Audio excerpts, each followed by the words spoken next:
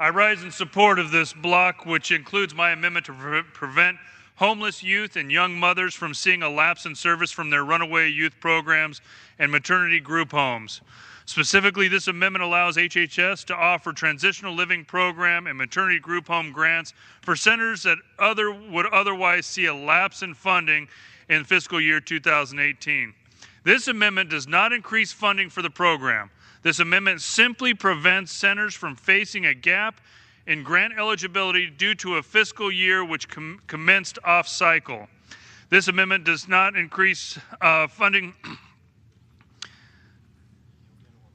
This failure to act will cause runaway and homeless youth and maternity group home centers across the county to downgrade, discontinue, or eventually close. These important centers provide a temporary shelter to youth in crisis who are experiencing homelessness.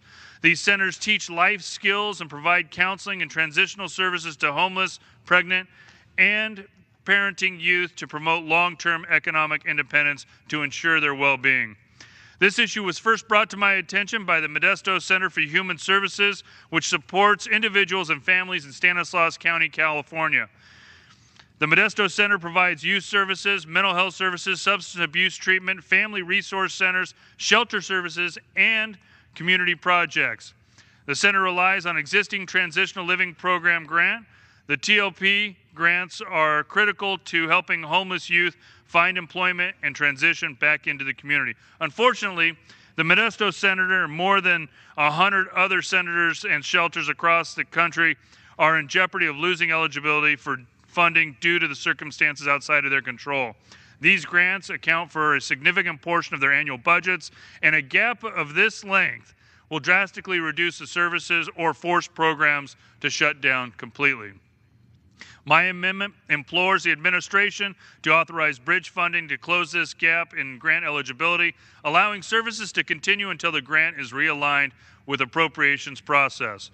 For the area I represent, losing these grants would have much wider ramifications for the overall homeless population and collaborative efforts to improve homeless care and services. TLP and MGH grants help break the crippling cycle of homelessness.